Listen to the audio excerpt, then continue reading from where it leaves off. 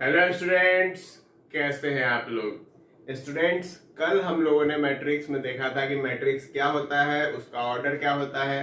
तो बच्चों, आज हम लोग का शुरू होगा नया टॉपिक जिसका नाम है टाइप्स ऑफ मैट्रिक्स। आज हम लोग जानेंगे कि मैट्रिक्स कितने टाइप का होता है, और मैट्रिक्स के टाइप जानना आपको बहुत ही ज्यादा इंपॉर्टेंट है क्योंकि सीबीएसई में इससे डायरेक्ट क्वेश्चन आते हैं। जैसे कि सबसे मेन जो इसमें मैट्रिक्स आने वाला है वो होगा स्क्वायर मैट्रिक्स, क्योंकि स्क्वायर मैट्रिक्स के अंदर ही बहुत सारे मैट्रिक्स आ जाते हैं। ठीक है, तो सबको देखेंगे आज के लेक्चर में। चलिए शुरू करते हैं आज के लेक्चर को बिना किसी देरी के। देखिए बच्चों, अभी मैंने यहाँ पे 6 टाइप लिखा है, अभी और भी है, बहुत सारे हैं। पहले 6 को समझते हैं। सबसे पहला जो मैट्रिक्स है वो है रो मैट्रिक्स। नाम से ही पता चल रहा है क्या, रो। तो रो क्या होता है बच्चों, ये जो चीज है ये क्या है, ये रो है, यानी कि जो हॉरिजेंटल वे में लिखा हुआ है वो आपका रो है। तो यानी कि जब रो मैट्रिक्स होगा तो उसमें क्या होगा कि एक ऐसा मैट्रिक्स जिसमें कि सिर्फ एक ही रो हो। क्या हुआ बात, कि एक ऐसा मैट्रिक्स जिसमें सिर्फ एक रो हो, उसको हम लोग क्या कहते हैं बच्चों, उसको हम लोग कहते हैं रो मैट्रिक्स। बात समझ आया कि नहीं है, सिर्फ एक रो। जैसे कि यहाँ पे एग्जांपल दिया हुआ है 1 2 3, तो ये क्या लिखा हुआ है, एक ही रो है इसमें, तो ये क्या हो गया, रो मैट्रिक्स। इसमें कॉलम जो है वो इनफाइनाइट हो सकते हैं। ठीक है, आपको जितना कॉलम बनाना है आप बना दीजिए, उसमें कोई दिक्कत नहीं है, लेकिन रो क्या होना चाहिए, रो एक ही होना चाहिए। ठीक है, कॉलम मैट्रिक्स क्या होता है, कॉलम मैट्रिक्स इसका उल्टा, एक कॉलम होगा, बाकी रो आपको जितना बनाना है आप बना सकते हैं, रो के लिए आपको कोई टेंशन नहीं है। तो रो मैट्रिक्स और कॉलम मैट्रिक्स समझ में आया। रो में क्या होगा कि एक रो होगा, कॉलम मैट्रिक्स मतलब एक कॉलम होगा। उसके बाद बात करते हैं हम लोग जीरो मैट्रिक्स। जीरो मैट्रिक्स का क्या मतलब हुआ कि एक ऐसा मैट्रिक्स जिसके सारे ही एलिमेंट जीरो। ठीक है, यानी कि मान लीजिए कि हमने एक बनाया यहाँ पे मैट्रिक्स, तो इसके जो मैंने लिखे इतने सारे एलिमेंट, सारे के सारे एलिमेंट क्या होने चाहिए, सारे के सारे एलिमेंट होने चाहिए जीरो। यदि सारे के सारे एलिमेंट जीरो है तो उसको हम लोग जीरो मैट्रिक्स कहेंगे या फिर नल मैट्रिक्स कहेंगे। बात समझ आया कि नहीं है। उसके अलावा दो और मैंने लिखा है, हॉरिजेंटल मैट्रिक्स और वर्टिकल मैट्रिक्स। तो हॉरिजेंटल मैट्रिक्स क्या होता है, तो हॉरिजेंटल का मतलब आपको पता है क्या, लेफ्ट से राइट, और वर्टिकल का मतलब टॉप टू डाउन। तो हॉरिजेंटल मैट्रिक्स में क्या होगा कि अब हमको लेफ्ट से राइट पे बढ़ना है। तो लेफ्ट से राइट यदि बढ़ना है तो हमको क्या करना पड़ेगा कि नंबर ऑफ रोज ज्यादा करने पड़ेंगे कि नंबर ऑफ कॉलम्स। यहां पर देखिए m क्रॉस n है, तो m क्रॉस n यदि है तो अब यहाँ पे क्या है कि m जो है वो 2 है, n 3 है। तो जहां पर m जो है वह लेस देन n हो, उसको हम लोग क्या कहते हैं, उसको हम लोग कहते हैं हॉरिजेंटल मैट्रिक्स। यानी कि एक ऐसा मैट्रिक्स जिसमें m का वैल्यू लेस देन n हो, यानी कि जो नंबर ऑफ रोज है वो नंबर ऑफ कॉलम से क्या होने चाहिए, कम होने चाहिए। उसको हम लोग क्या कहेंगे बच्चों, उसको हम लोग कहेंगे हॉरिजेंटल मैट्रिक्स। ठीक है, अच्छा, इस मैट्रिक्स का यदि हमको ऑर्डर लिखना हो तो इसका ऑर्डर क्या लिखेंगे, 1 क्रॉस 3। क्यों, क्योंकि एक रो है और 3 कॉलम है, तो इसके लिए इसका ऑर्डर हो गया 1 क्रॉस 3। वही इसका यदि ऑर्डर लिखना हो तो क्या लिखेंगे, इसका ऑर्डर हो जाएगा 3 क्रॉस 1, क्योंकि 3 रो है और 1 कॉलम है। इसका यदि ऑर्डर लिखना हो तो क्या लिखेंगे, 2 क्रॉस 2। 2 क्रॉस 2 मतलब 2 रो है 2 कॉलम है। इसका यदि ऑर्डर लिखना हो तो क्या लिखेंगे, 2 क्रॉस 3 मतलब कि 2 रो है और 3 कॉलम है। ठीक है, तो हॉरिजेंटल मैट्रिक्स समझ में आ गया कि एक ऐसा मैट्रिक्स जिसमें नंबर ऑफ रोज कम होंगे किससे, नंबर ऑफ कॉलम से, तो उसको हम लोग क्या कहते हैं, उसको हम लोग कहते हैं हॉरिजेंटल मैट्रिक्स। वर्टिकल मैट्रिक्स क्या होगा कि इसमें आपका नंबर ऑफ कॉलम्स जो होंगे वो क्या होने चाहिए, वो कम होने चाहिए, और नंबर ऑफ रोज जो है वो क्या होने चाहिए, ज्यादा होने चाहिए। तो एक ऐसा मैट्रिक्स जिसमें number of rose number of columns से ज्यादा हो, तो जैसे कि ये मैट्रिक्स है क्या है, 3 क्रॉस 2 का है, यानी कि ऐसा मैट्रिक्स जिसमें कि number of rose number of columns से ज्यादा होंगे, उसको हम लोग क्या कहते हैं बच्चों, उसको हम लोग कहेंगे वर्टिकल मैट्रिक्स। और ये है अपना स्क्वायर मैट्रिक्स। स्क्वायर मैट्रिक्स क्या होता है कि ऐसा मैट्रिक्स जिसमें नंबर ऑफ रोज और नंबर ऑफ कॉलम्स बराबर होंगे, यानी कि जितने रोज है उतने कॉलम। जैसे कि यहाँ पे देखिए ये 2 क्रॉस 2 का मैट्रिक्स है। मान लीजिए कि हमने एक मैट्रिक्स बनाया 1 2 3 XYZ ए बी सी, तो ये क्या हो गया, ये 3x3 का मैट्रिक्स हो गया। तो नंबर ऑफ रोज और नंबर ऑफ कॉलम जहां पे बराबर होंगे उसी को हम लोग क्या कहेंगे, स्क्वायर मैट्रिक्स कहेंगे। एक मैट्रिक्स मैंने यहाँ पे बनाया, देखो 1 2 3 4 5 6 2 3 4 5 6 7 3 4 5 6 7 8 1 9 3 4 2 3। अब देखो ये जो मैट्रिक्स है इतना बड़ा मैट्रिक्स है, तो क्या ये स्क्वायर मैट्रिक्स है? चलो इसका ऑर्डर देखो, 4 रो है 6 कॉलम यानी कि 4x6, तो क्या ये स्क्वायर मैट्रिक्स होगा? तो नहीं होगा। बात समझ में आया कि नहीं बच्चों? मैट्रिक्स तो ये है, लेकिन क्या ये स्क्वायर मैट्रिक्स है? तो नहीं, ये स्क्वायर मैट्रिक्स नहीं है। अच्छा, तो ये कौन सा मैट्रिक्स हो गया? देखो इसमें क्या है, यदि तुम देखो तो ये 4 रो है और 6 कॉलम है, यानी कि m is less than n, तो ये कौन सा मैट्रिक्स हो गया? ये हो गया तुम्हारा हॉरिजेंटल मैट्रिक्स। समझ आ गया बच्चों? कोई परेशानी? क्लियर है सब कुछ यहां तक? चलिए, तो अब हम लोग और भी टाइप देखते हैं इसके मैट्रिक्स के। देखिए बच्चों, अब जो अगला जो टाइप है यहाँ पे वो क्या है आपका? वो है डायगोनल मैट्रिक्स। यानी कि डायगोनल मैट्रिक्स क्या होता है, हम लोग इसके बारे में जानेंगे। तो डायगोनल मैट्रिक्स क्या होता है बच्चों? तो a square matrix where all the elements other than principal diagonal is equal to 0। बात क्या कहा, ये कुछ पहले नहीं पड़ेगा। एक ऐसा स्क्वायर मैट्रिक्स जहां पे कि सारा element other than principal diagonal जो हो वो 0 होना चाहिए। प्रिंसिपल डायगोनल कुछ भी हो सकता है, लेकिन अब सवाल आता है कि भाई ये प्रिंसिपल डायगोनल है क्या? सही बात। देखो, सबसे पहले डायगोनल मैट्रिक्स समझने से पहले हम लोग समझते हैं डायगोनल ऑफ अ मैट्रिक्स। तो अब हम लोगों को यदि डायगोनल निकालना है तो मैट्रिक्स में क्या है कि मान लो कि यदि तुम्हारे पास एक मैट्रिक्स है, कुछ तुमने ऐसा लिखा 2 3 4 4 5 6, तो इस मैट्रिक्स का डायगोनल नहीं होगा। ठीक है, बात समझ आएगी नहीं है? डायगोनल निकालने के लिए तुमको मैट्रिक्स का स्क्वायर मैट्रिक्स होना बहुत जरूरी है। तो सबसे पहला चीज डायगोनल ऑफ मैट्रिक्स में लिखना, मैट्रिक्स शुड बी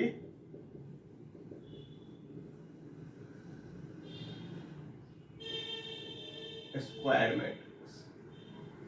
यानी कि मैट्रिक्स कैसा होना चाहिए? तो स्क्वायर मैट्रिक्स टाइप का होना चाहिए। चलो, तो अब स्क्वायर मैट्रिक्स है तो मान लो कि हम जनरलाइज करते हैं, लिखते हैं A11 A12 A13 से लेके A1n तक, फिर A21 A22 A23 से लेके A2n तक। इस तरीके से हमने क्या किया, AM1 AM2 AM3 से लेके AMM, और आगे चलते चलते कहां पहुंच जाएगा, AMN तक। ये M क्रॉस N मैट्रिक्स। यानी कि कहीं ना कहीं इसमें अब ये MN जो है, अच्छा ये MM नहीं लिखो, इसको M4 लिख दो, कुछ भी लिखो।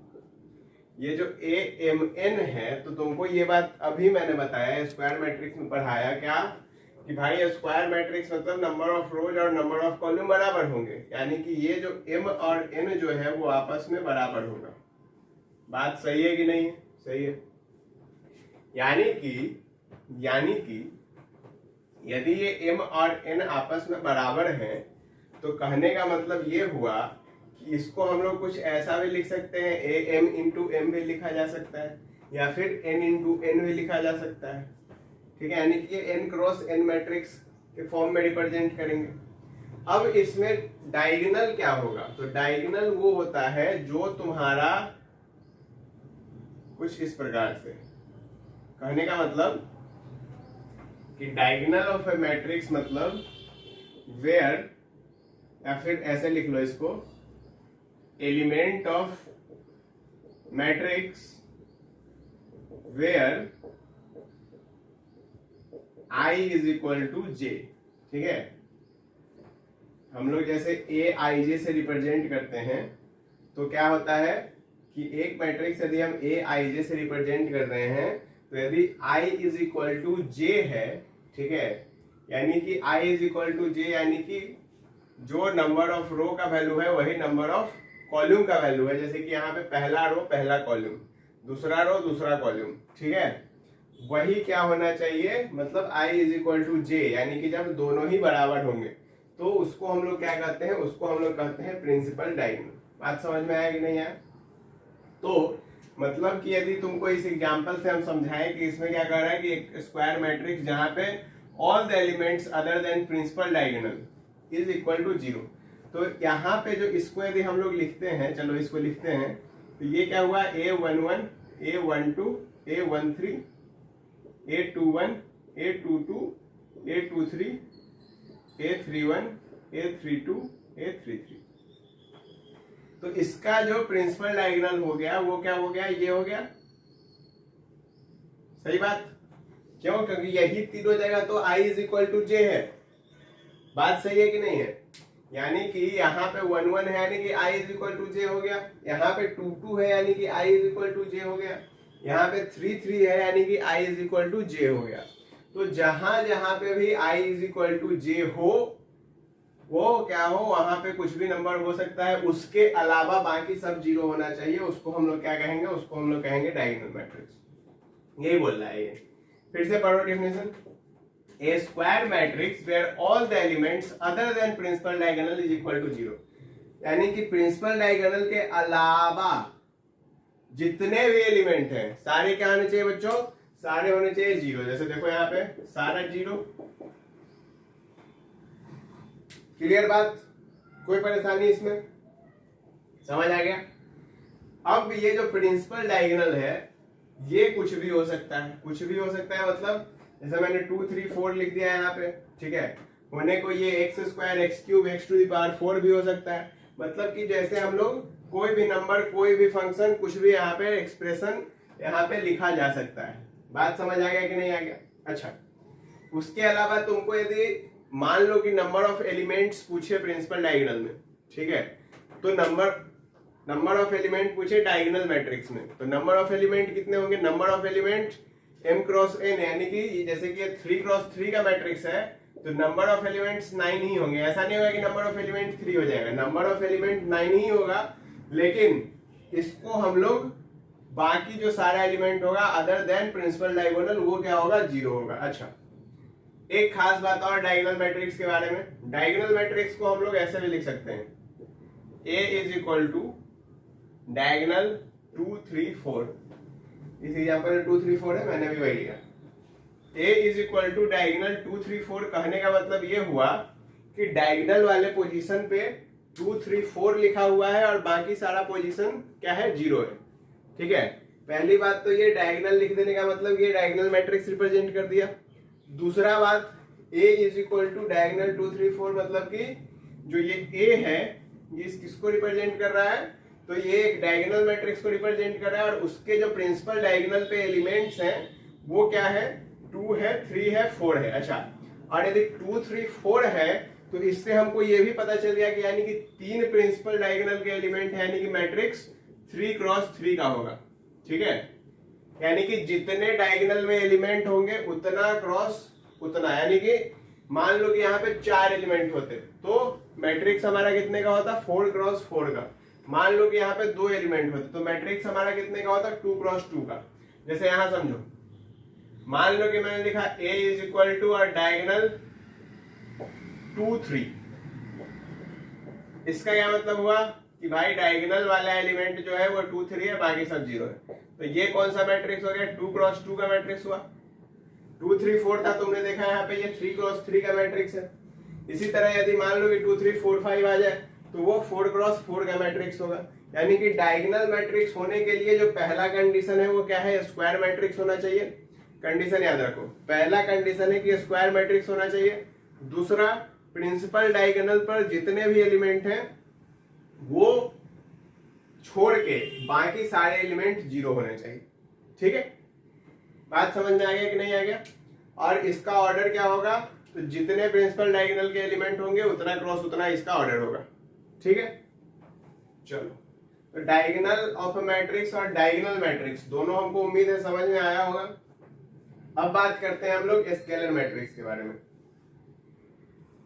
स्केलर मैट्रिक्स क्या होता है कि जहां पे सारे एलिमेंट प्रिंसिपल डायगोनल के इक्वल होंगे और प्रिंसिपल डायगोनल के अलावा जितने भी एलिमेंट होंगे वो सारे जीरो होंगे। मतलब कि भाई देखो, ये तुम्हारा प्रिंसिपल डायगोनल, इसका सारा एलिमेंट बराबर है और बाकी सारा जीरो है, यानी कि तुमको ये कुछ स्क्वायर मैट्रिक्स, सबसे पहला कंडीशन तो ये स्क्वायर मैट्रिक्स हो गया, यहाँ पे स्क्वायर लिख दो। सबसे पहला चीज स्क्वायर मैट्रिक्स। दूसरा चीज कि यदि हम लोग A is equal to A I J लिख रहे हैं तो यहां पे if I is equal to J, यदि I J के बराबर है, ठीक है, तो तुम्हारा एलिमेंट क्या है, कुछ K है, K belongs to something, R ले लो, नेचुरल नंबर हो सकता है, कुछ भी हो सकता है। If I is not equal to J, तो ये क्या है, तो ये जीरो के बराबर है। बात समझ आया कि नहीं आया? पहला बात ये स्क्वायर मैट्रिक्स होगा। दूसरा, इसको मैंने इस टर्म में तुमको रिप्रेजेंट करके दिखाया और बताया कि यदि I J के बराबर है तो कुछ K नाम का एलिमेंट होगा जो कि सब जगह होगा, जहां पे भी I J के बराबर है, मतलब कि यहाँ देखो तीनों जगह सेम है। इससे हमको कंक्लूजन क्या निकलता है, यदि तुम गौर से देखो तो स्केलर मैट्रिक्स, इसको हम लोग स्केलर मैट्रिक्स कह रहे हैं क्योंकि यदि तुम इसमें देखो तो, चलो आगे बताएंगे, इसमें एक और चीज बताएंगे आगे जब तुमको आइडेंटिटी समझा देंगे तब। देखो अब यदि तुम गौर करो तो हम यहाँ पे इससे एक कंक्लूजन निकाल सकते हैं। क्या कंक्लूजन निकलेगा कि जितने भी ये स्केलर मैट्रिक्स हैं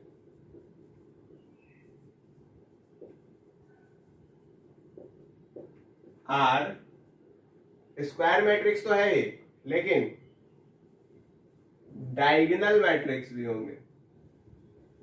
बात समझ में आया कि नहीं आया? बात समझ में आया कि नहीं आया? बात समझ में आया? बात क्या समझना है? बात ये समझना है कि यहाँ पे जितने भी स्केलर मैट्रिक्स होंगे सारे डायगोनल होंगे। कैसे होंगे? देखो डायगोनल में क्या था कि सारे elements other than principal diagonal zero. अच्छा, ये कंडीशन ये भी सेटिस्फाई किया।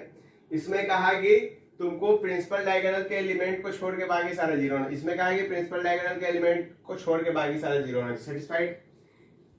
इसमें एक और कंडीशन दे दिया कि भाई प्रिंसिपल डायगोनल पे जितने भी एलिमेंट होंगे वो सारे सेम होने चाहिए। अब जब सारे के सारे सेम होने चाहिए तो इसका क्या मतलब हुआ, सारे के सारे यदि सेम है तो इसका मतलब ये हुआ कि यहाँ पे सेम नहीं था, यहाँ पे सेम है, बस यही अंतर है। तो जितने भी स्केलर मैट्रिक्स होंगे वो सारे डायगोनल होंगे, लेकिन जितने भी डायगोनल होंगे ये स्केलर हो जरूरी नहीं है। हो भी सकता है, नहीं भी हो सकता है। मान लो कि डायगोनल में 2 2 2 लिख दोगे तो क्या हो गया, वो स्केलर मैट्रिक्स हो गया। 3 3 3 मतलब कि सेम एलिमेंट लिख दिए डायगोनल पे, जहां पे I J के बराबर है वहां पे सेम एलिमेंट लिख दिए तो वो क्या हो गया, बराबर हो गया। यदि नहीं हुआ तो जीरो। क्लियर? अब आते हैं आइडेंटिटी मैट्रिक्स। इसको हम लोग यूनिट मैट्रिक्स के नाम से भी जानते हैं। किस नाम से जानते हैं बच्चों? Unit matrix. ये याद रखना, एक स्क्वायर मैट्रिक्स जहां पे all the elements along principal diagonal is 1। अब यहाँ पे क्या था कि यहाँ पे बोला कि प्रिंसिपल डायगोनल वाला एलिमेंट इक्वल होना चाहिए। यहाँ पे बोला कि इक्वल का कोई बात ही नहीं है भाई, सारा 1 होना चाहिए। 1 के अलावा हमको कुछ चाहिए ही नहीं, और बाकी जो एलिमेंट है प्रिंसिपल डायगोनल के अलावा वो सारे जीरो होने चाहिए। अब तुम देखो ये तीनों एक दूसरे का भाई बहन जैसा नहीं लग रहा है, एक ही फैमिली टाइप्स। पहला चीज कि भाई सारा बना है स्क्वायर मैट्रिक्स से, ठीक है। दूसरा चीज कि ये तुमको स्क्वायर डायगोनल क्या बोला कि प्रिंसिपल एलिमेंट डायगोनल एलिमेंट होगा, बाकी सारा जीरो। इसने बोला कि डायगोनल एलिमेंट होगा लेकिन कुछ भी हो सकता है, रैंडम वैल्यू, ठीक है, लेकिन सारा सेम होगा।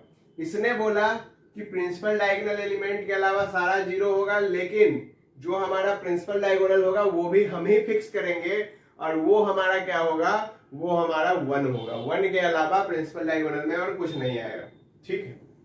तो यहां से हम लोग क्या कह सकते हैं, यहां से हम लोग एक कंक्लूजन निकाल सकते हैं कि क्या जितने भी आइडेंटिटी मैट्रिक्स हम लोग लिखेंगे वो प्रोडक्ट ऑफ सम कांस्टेंट या फिर variable, product of some expression into identity matrix होगा। देखो यदि तुम गौर करो तो हम लोग एक बात यहाँ पे कह रहे हैं, गौर से समझना। Scalar matrix is equal to product of expression और इनटू क्या है, आइडेंटिटी मैट्रिक्स। क्या यही चीज नहीं हो रहा है? यदि तुम गौर से देखो, इसको देखो, इसमें से यदि हम 2 को बाहर निकालते हैं, 2 से डिवाइड कर देते हैं, तो क्या हो गया? यही तो है आइडेंटिटी मैट्रिक्स, ठीक है? यही है ना आइडेंटिटी मैट्रिक्स। आइडेंटिटी मैट्रिक्स तो मैंने यही बोला कि जितने भी स्केलर मैट्रिक्स होंगे वो सारे क्या होंगे? Product of expression with identity matrix. समझ आ गया बात? अब यहाँ पे खास बात, आइडेंटिटी मैट्रिक्स को जो है हम लोग आई से रिप्रेजेंट करते हैं और इसका ऑर्डर दिखाने के लिए हम लोग ऐसे लिख सकते हैं, जैसे I2 लिख दिए, इसका मतलब हुआ कि मैट्रिक्स जो है 2 क्रॉस 2 का है। यदि हम I3 लिख रहे हैं, इसका मतलब हुआ मैट्रिक्स 3 क्रॉस 3 का है। तो कहने का मतलब कि यदि ये हम लिख रहे हैं तो ये क्या है? 3 क्रॉस 3 का मैट्रिक्स है। तो इसको हम लोग लिख सकते हैं 2I3।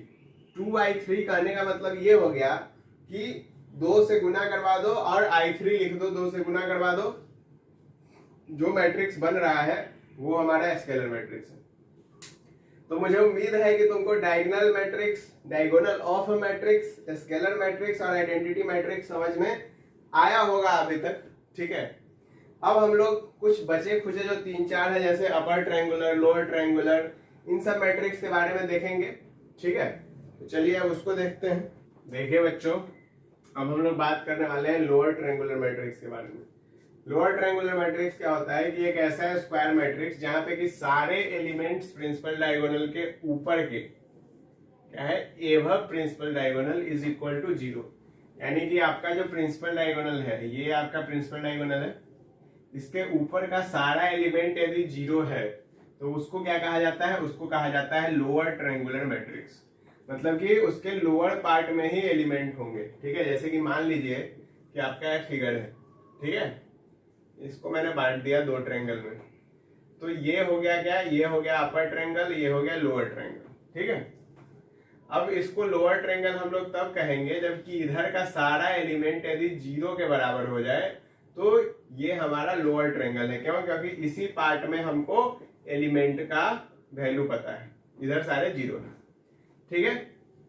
इसको हम लोग दूसरे तरीके से ऐसे बोल सकते हैं, जैसे कि ये मैट्रिक्स है 3 क्रॉस 3 का, तो इसको हम लोग दूसरे तरीके से ऐसे बोल सकते हैं कि if I is less than J। अच्छा, I क्या है? I जो होता है वो रो होता है, J जो होता है वो कॉलम होता है। तो I यदि J से कम है तो हम लोग कहेंगे कि उधर के सारे एलिमेंट्स 0 होंगे, और यदि 0 होंगे तो वो लोअर ट्रायंगुलर मैट्रिक्स होगा। अब देखिए, जैसे हम इसको लिखते हैं, पोजिशनिंग किया जाए A11, A12, A13, A21, A22, A23, A31, A32, A33। यदि आप गौर करें तो ये तीनों एलिमेंट इसके 0 है। यहाँ पे I का वैल्यू 1 है, J का वैल्यू 2 है, मतलब कि I जो है वो लेस देन J है। तो I जब लेस देन J हो तो यानी कि वो क्या होगा? ठीक है? तो जहां पे I लेस देन J है तो वहां पे हमको क्या होना चाहिए बच्चों? वहां पे हमको होना चाहिए 0। जहां पे I लेस देन J है वहां पे इसमें क्या होना चाहिए? 0। तो वो लोअर ट्रायंगुलर मैट्रिक्स है। बात ये सब चीजों को याद रखिएगा, क्योंकि देखिए अब इसको याद क्यों रखना जरूरी है? यदि आप बोर्ड का फोकस कर रहे हैं तब भी जरूरी है। डिफिनेशन यदि आ गया तो, या फिर टर्म डाल दिया कि एक लोअर ट्रायंगुलर मैट्रिक्स है, अब आपको पता ही नहीं है, ऑब्जेक्टिव क्वेश्चन में आ गया एक लोअर ट्रायंगुलर मैट्रिक्स होता है, एसर्शन रीजन का क्वेश्चन है, एक लोअर ट्रायंगुलर मैट्रिक्स होता है जिसमें कि एबव द प्रिंसिपल डायगोनल के सारे एलिमेंट्स 0 होंगे, और दूसरा रीजन क्या दिया? तो रीजन ले दिया कि I is less than J। ठीक है, अब आपको पता ही नहीं है ये दोनों चीज है क्या, तो फिर आप उसको सॉल्व कैसे करेंगे? तो इसके लिए उन सब चीजों के लिए इस चीजों को छोटे छोटे पॉइंट्स को नोट करते हुए आपको चलना पड़ेगा, ठीक है। उसके अलावा जेई जैसे जो जेई मेंस का जो पेपर होता है, ठीक है, मेंस के पेपर में भी कभी कभी क्वेश्चन आ जाते हैं, ठीक है, तो वहां पे भी आपको इन सब चीजों का हेल्प जरूर मिलने वाला है। अब हम लोग बात करते हैं upper triangular matrix. Upper triangular matrix भी पहला बात की स्क्वायर मैट्रिक्स होगा, जहां पे सारे element below the principal diagonal zero होंगे, यानी कि प्रिंसिपल डायगोनल के नीचे जितने भी एलिमेंट है, ये प्रिंसिपल डायगोनल, इसके नीचे वाले जितने भी एलिमेंट है सारे क्या है? जीरो है। That is I is greater than J. देखो यहाँ पे क्या है? आई बड़ा है, हर कंडीशन में देखो आई बड़ा है, तो आई यदि बड़ा है तो वहां पे एलिमेंट जीरो होगा। तो ये कौन सा ट्रायंगुलर केस हो गया? वो कौन सा मैट्रिक्स हुआ? यदि आई इज ग्रेटर देन जे है और सारे एलिमेंट जीरो है तो वो हो गया अपर ट्रायंगुलर। यदि आई लेस देन जे है और सारे एलिमेंट जीरो है तो वो हो गया लोअर ट्रायंगुलर। या फिर प्रिंसिपल डायगोनल के एबव यानी कि ऊपर के सारे एलिमेंट यदि जीरो है तो वो हो गया लोअर ट्रायंगुलर, और प्रिंसिपल डायगोनल के नीचे के सारे एलिमेंट यदि जीरो है तो वो हो गया अपर ट्रायंगुलर। बात समझ आया कि नहीं है? यही है लोअर ट्रायंगुलर मैट्रिक्स और अपर ट्रायंगुलर मैट्रिक्स। अब हम लोग बात करते हैं दो चीजों के बारे में, एक है कंपेरेबल मैट्रिक्स और दूसरा चीज है इक्विलिटी ऑफ टू मैट्रिसेस।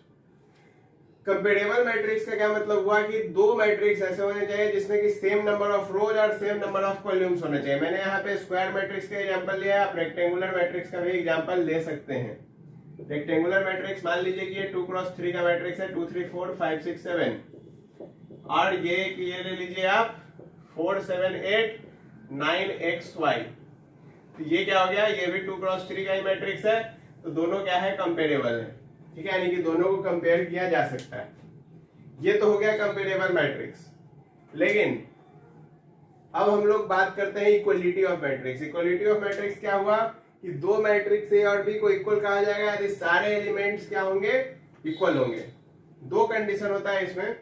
पहला यही वाला, same number of rose, same number of rose and columns, दोनों के जो नंबर ऑफ रोज और नंबर ऑफ कॉलम्स है बराबर होने चाहिए, पहला चीज। और दूसरा चीज कि ए और बी को हम लोग इक्वल कहेंगे यदि कॉरेस्पॉन्डिंग एलिमेंट, यानी कि जो A11 का वैल्यू A में है वही A11 का वैल्यू B में भी होना चाहिए, यानी कि इसका A11 A का A11 B के A11 के साथ बराबर होना चाहिए। तो हम लोग क्या कहेंगे कि दोनों मैट्रिक्स जो है वो क्या है? बराबर है। अब मान लीजिए कि एक मैट्रिक्स है यहाँ पे 2x3 का, एक मैट्रिक्स है 3x2 का, तो क्या ये दोनों मैट्रिक्स इक्वल होंगे? कभी नहीं। क्यों? क्योंकि इसका नंबर ऑफ रो 2 है, इसका नंबर ऑफ रो 3 है। तो इस कंडीशन में ये कभी भी आपस में बराबर नहीं हो सकते, क्योंकि नंबर ऑफ रो और नंबर ऑफ कॉलम दोनों में अलग है। तो ये मत समझिएगा कि यदि 2x3 और 3x2 तो एक ही चीज है, नहीं, एक ही चीज नहीं है। 2x3 और 3x2 दोनों अलग अलग चीज है, तो इस बात को ध्यान में रखिएगा, ठीक है। भले ही 2x3 और 3x2 भी करे तो भी टोटल एलिमेंट दोनों ही मैट्रिक्स में 6 ही आएंगे, लेकिन ऐसा नहीं है कि 2x3 का मैट्रिक्स और 3x2 का मैट्रिक्स दोनों सेम होगा। बात समझ में आया कि नहीं आया? तो ये था इक्वलिटी ऑफ मैट्रिक्स। अब हम लोग इक्वलिटी ऑफ मैट्रिक्स से कुछ सवाल देखेंगे जिस टाइप के क्वेश्चन बोर्ड में आते हैं, 1 या 2 नंबर में आते हैं, ठीक है, सीबीएसई बोर्ड में। तो हम लोग इसके क्वेश्चंस देखते हैं अब इक्वलिटी ऑफ मैट्रिक्स के कैसे होते हैं। देखिए स्टूडेंट्स, दो आसान से छोटे मोटे सवाल आपके सामने हैं, ठीक है। सवाल देखने में बहुत ही आसान है, सॉल्व करने में भी आसान है, बस थोड़ा सा बात है जो कि हम लोग को समझना है। इसी टाइप का क्वेश्चन आता है सीबीएसई में भी, बोर्ड पेपर में इस टाइप के क्वेश्चन आपको देखने को मिल जाते हैं। देखिए सवाल क्या कह रहा है, x minus y, 2x minus x1, 2x minus y और 3x plus y is equal to this. यानी कि पहले तो चेक करेंगे हम लोग कि ये क्या है, 2x2 मैट्रिक्स है, ये भी 2x2 मैट्रिक्स, यानी कि नंबर ऑफ रोज और नंबर ऑफ कॉलम दोनों के बराबर है, ठीक है, दोनों मैट्रिक्स इक्वल है। अब क्या कर रहा है कि and coordinates of point P and Q are x, y and x1, y1, तो हमको पी क्यू निकालना है। पी क्यू मतलब पी क्यू का दूरी कितना है, तो पी क्यू निकालने का फॉर्मूला होता था x2 माइनस x1, तो यानी कि यहां से लगाएंगे फॉर्मूला, तो x माइनस x1 का whole square plus y2 minus y1 यानी y1 माइनस y का होल स्क्वायर, यही फॉर्मूला लगेगा। अब यदि हमको PQ निकालना है तो उसके लिए हमको x1 का वैल्यू, x का वैल्यू, y1 का वैल्यू, y का वैल्यू पता होना चाहिए। तो वैल्यू कैसे निकालेंगे, तो वैल्यू निकालेंगे यहां से। देखो x माइनस वाई का वैल्यू क्या है, -1 है। 2x माइनस वाई का वैल्यू क्या है, 0 है। बढ़िया। अब क्या करो, दोनों इक्वेशन को घटा दो, तो तुम घटाओगे तो कितना आएगा, -x इज इक्वल टू -1। तो यहां से x का वैल्यू कितना आ गया, x का वैल्यू आ गया 1। तो यदि x का वैल्यू 1 आया तो y का निकाल लोगे, 1 minus y is equal to -1, तो y इज इक्वल टू क्या आ गया, 2 आ गया। ठीक है। अब x y का जब वैल्यू निकल गया तुमको x1 निकल जाएगा। देखो 2x minus x1 is equal to 5। अब देखो हम इसको सीधा यहाँ इसको इसके बराबर क्यों कर रहे हैं, अभी इक्वलिटी ऑफ मैट्रिक्स पर है, उसमें क्या होता है कि यदि दो मैट्रिक्स आपस में बराबर है, तो जैसे ये तुम्हारा क्या है A12 है, ये तुम्हारा A12 है, तो दोनों आपस में क्या होंगे, बराबर होंगे। बात समझ आएगी नहीं है, इसलिए बराबर कर रहे हैं। तो यहाँ पे 2 minus x1 is equal to 5 हो गया, तो यानी कि x1 का वैल्यू क्या आएगा, 5 माइनस 2 यानी कि -3 हो गया। 5 माइनस 2 करेंगे 3 होगा, इसका माइनस उधर जाएगा, -3 होगा। ठीक है। अच्छा, हमारे पास x आ चुका है, y आ चुका है, x1 आ चुका है, चलो y1 भी निकाल लो। y1 जब तुम निकालोगे तो कितना है, 3x plus y1 is equal to है 13, यानी कि 3 plus y1 is equal to हो गया 13। तो y1 का वैल्यू कितना आ गया बच्चों, y1 का वैल्यू आ गया 10। पुट कर दो, वैल्यू डालो, x1 माइनस x1 कितना है, -3 और -x यानी कि -1 हो जाएगा, और प्लस y1 माइनस y यानी कि 10 माइनस 2 हो जाएगा। -3 -1 कितना हो गया, -4 हो गया। 10 माइनस 2 कितना हो गया, 8 हो गया। 64 और 16 कितना हो गया, 80 हो गया। 80 मतलब कि 16 इंटू 5। ठीक है, 16 इंटू 5, तो इसको हम लोग क्या लिख सकते हैं, 4√5। तो तुम्हारा जो डिस्टेंस हुआ PQ का वो कितना हो गया बच्चों, वो हो गया तुम्हारा 4√5। तो सबसे पहले हमको क्या निकालना पड़ेगा, अब इस टाइप का सवाल यदि तुमको बोर्ड में आता है तो बताओ आसानी से बना के ले जाओगे कि नहीं, पूरा है पूरा नंबर, बिल्कुल लेके आना है पूरा नंबर। इस टाइप का सवाल यदि आता है तो, और एकदम आसान सवाल है, बस तुमको वैल्यू इक्वेट करते हुए और सही से थोड़ा मैथ का पता होना चाहिए। अब जैसे तुमको इसका फॉर्मूला पता होना चाहिए, नहीं पता है तो फिर क्या कर सकते हो, कुछ नहीं।